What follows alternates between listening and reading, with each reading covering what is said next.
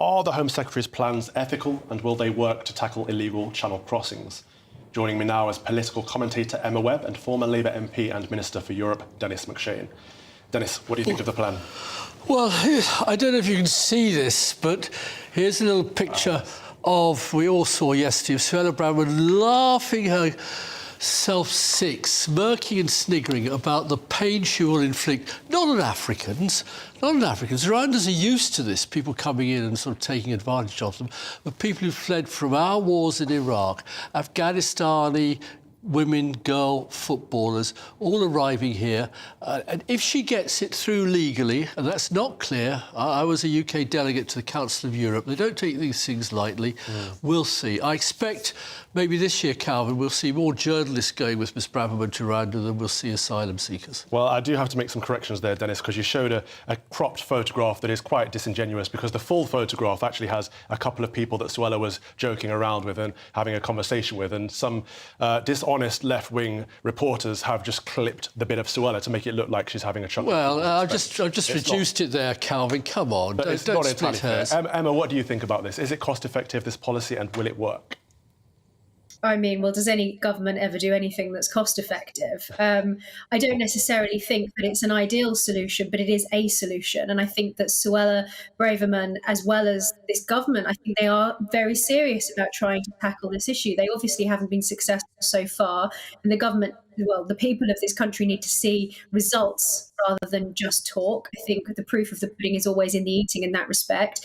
But Suella obviously is taking this very seriously. The fact that she is willing to consider potentially pulling out of the European Convention on Human Rights if they continue to try and thwart our efforts to secure our borders, I think that shows how serious she is about this.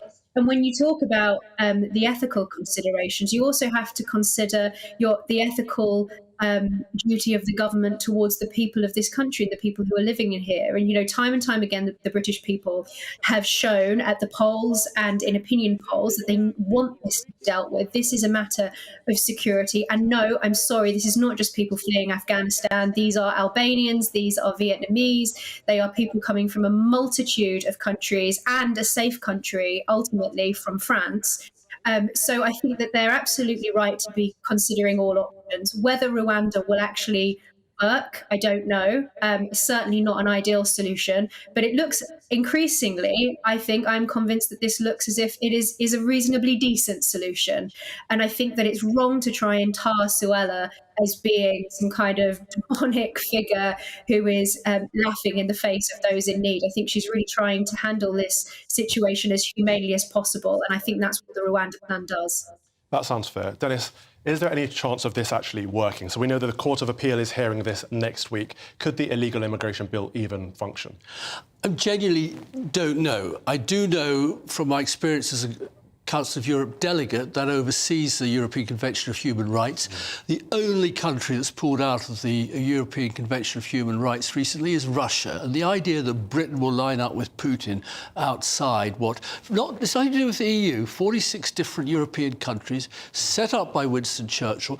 Yep, it's hard. Every country in Europe's facing much greater immigration challenges than we are. And I don't think that's understood. We think we're the only country in the world where refugees, all economic migrants, I fully accept Emma's point, come far more in France, many, many more in Germany, in Spain, in Italy. Now, we have to solve this all together. If it works, the Israelis have tried it once. They shipped out a lot of African refugees from Israel to Rwanda.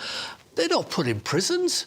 They just went back home again and recrossed the borders into Israel. So the Danes have tried it.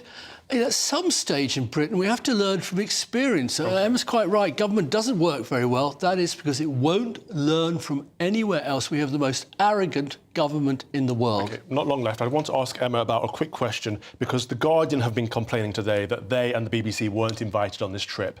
And in the Guardian article where they complained, it was full of typos, so I can probably see why, journalistic integrity. But is this an issue with free speech, or is the Trump approach to disregarding the journalists that are hostile and not challenging, is that an approach to take? What do you think?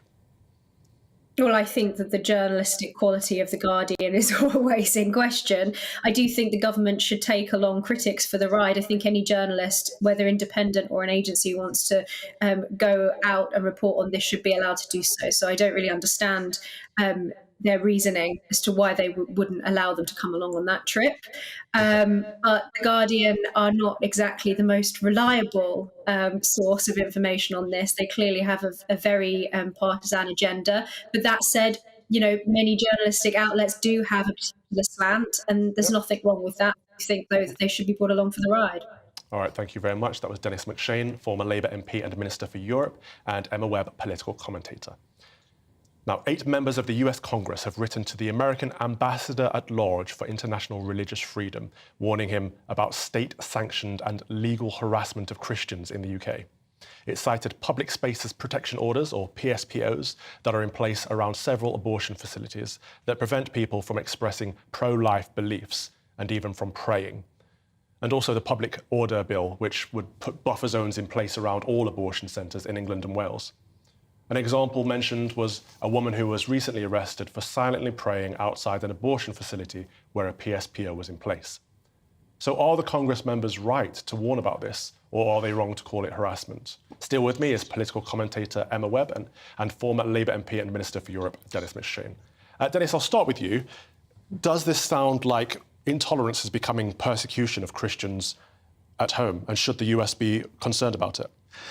Well, I tended to address this to Emma first because this is a most profound assault on women. You've got these frightened, nervous, uncertain women, pregnant for whatever reason, looking for advice. This is not a conversation about abortion, though. This is about religious unfortunately, freedoms. but that is what the hard religious right in America want to do. Like Muslim Islamists, they're denying women just the right to go and have some advice. Now, the Commons debated this at great length with many Christian, many Conservatives. It wasn't a particular Labour idea at all.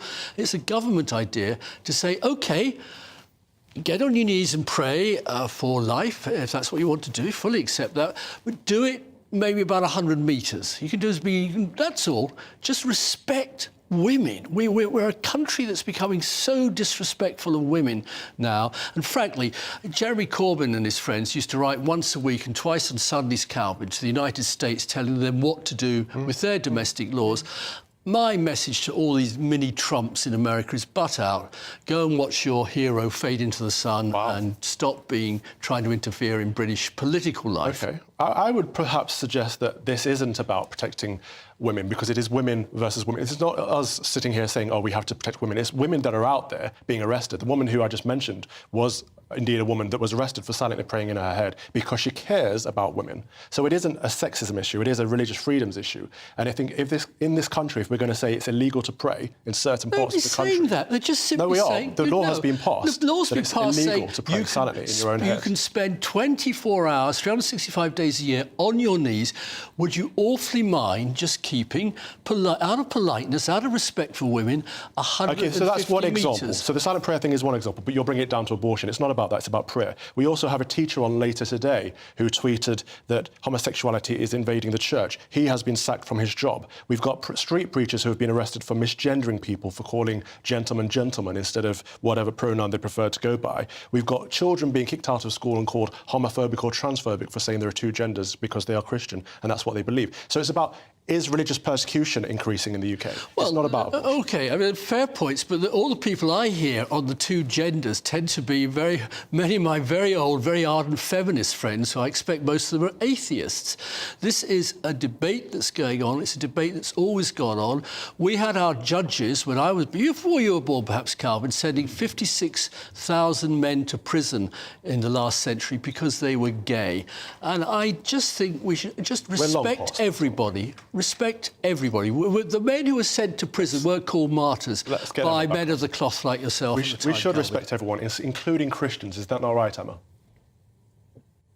Of course we should. And I think that we have a prevailing culture now that is just fundamentally anti-Christian. All you have to do is look at the slew of stories that just keep coming out one after another. We've just seen this story of this theologian, this lecturer who's been fired himself by the Methodist Church. I think actually not only the Methodist Church, but the Church of England itself even has a sort of anti-Christian agenda. I mean, Calvin, you yourself have experienced this, that any Christians who are expressing what would be regarded as orthodox doctrinal beliefs find themselves in hot water pretty quickly. So I think that actually the culture, the secular culture of the country is actually seeped into the church somewhat, and we see that in the attitude towards more conservative Christians. So you just have to look at I've got a long list of cases in front of me. People can go themselves to look at the Christian Legal Centre or ADF or Open Doors, all charities that work on the persecution of Christians worldwide and also here in the UK. And I think that the fact that US congressmen and women would feel that they need to raise this with the ambassador just goes to show that this is an issue that is making us look bad internationally as well. Absolutely. I think the British government need to start taking this very seriously, because it's fundamentally unacceptable, not only because we're a country with a Christian history. Although we should still be a Christian country too. But thank you very much. That's